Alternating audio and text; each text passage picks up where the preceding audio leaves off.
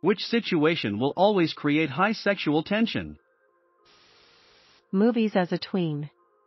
You and your boo share that big-ass $27 popcorn tub and your fingers touch. Welcome to your first giggity. Shampooing your significant other's hair. Source: Charles Boyle. Swimming alone together. When you're sitting next to someone you like who likes you back and your knees/legs start touching, but neither of you pull away, so you're both just aware that you're touching and getting closer. Multiple instances of accidental eye contact. Once in a gothic shop, the worker insisted to tie me the knee-high boots I wanted to try on. I was wearing a, still moderate, short skirt. Highest tension.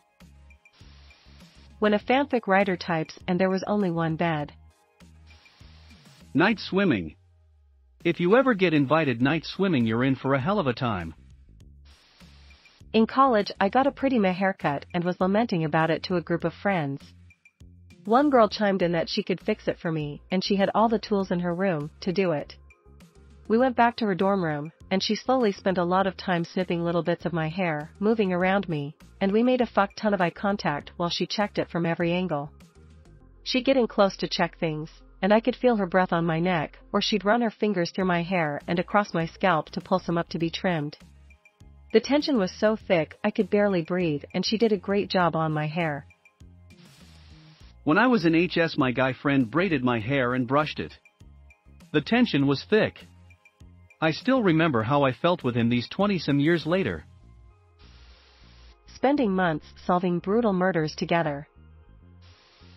Sitting behind a lady at a pottery while helping her make a vase. Bonus points if one or both people are ghosts.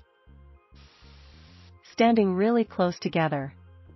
At an old job of mine, I was doing a bit of work on a computer, and this girl, who I happened to be interested in, comes up to me and starts to have a conversation, so I turn and face her. Couple sentences later, she takes a step towards me, so we're about half a foot apart. The tension was strong. Should have asked for her number or something stupid past me. When you hang out in a group get-together all day and everything dies down until it's just the two of you talking in the middle of the night. Being stuck in an elevator with someone who you have major chemistry with. Literally anything involving adrenaline.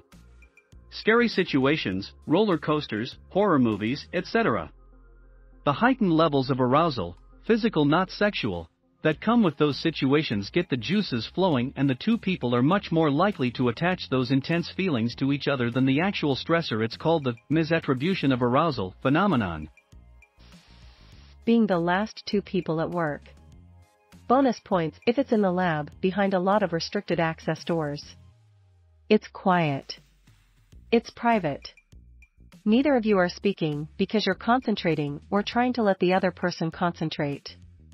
So, of course, your imagination picks this time to revert to maximum creativity and sexual fantasy, despite you trying to suppress it. Times like this, I wish I could manually disable the lizard parts of my brain. Accidental touching, but neither of you move, like when you're in the back seat of a car and your thighs touch. Or your legs touch under a table. Making a well-timed smartass comment quietly in a group and one person catches you and quickly makes eye contact and smiles a cheeky smile. Being in a small, dark enclosed space with someone else hide and seek as a tween was an informative experience for me, even though nothing actually happened. Suddenly finding yourself in a bedroom with someone you like. When I was in college, a group of friends and I were walking around campus. Some of us were on skateboards. I tried to impress one of the girls and ate shit riding down this steep short hill. Scraped my arm pretty bad. Said girl took me to her dorm where she had a first aid kit. She sanitized, washed, neosporin and bandaged me up. Goddamn, the tension was strong. Prove it. LVL1, getting caught out and totally rain-soaked together. LVL2, having to go dry off and warm up after.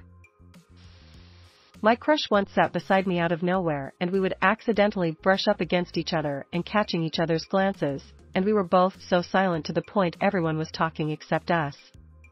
Throughout the whole day we were always looking at each other and simply would try to be near each other as well, but we never shared a single word. I exam by a decently attractive tech/doctor.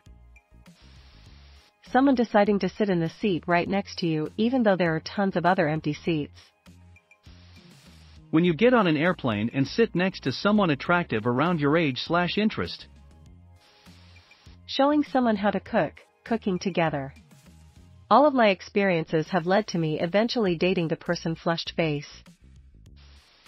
Any game that can get you to know someone better. Truth or dare, 2 truths and a lie, etc. etc. Asking more daring/personal questions from time to time, and if they do the same you can just get naughtier the more the game progresses. If they don't reciprocate, then just play normally, or you'll just come off as a creep. That used to be my go-to game when I was single. Edit, oh, and don't make the other person do weird or uncomfortable stuff if you do truth or dare. LOL. The goal of the game is also to make them more comfortable and excited talking and doing stuff with you, not embarrass them.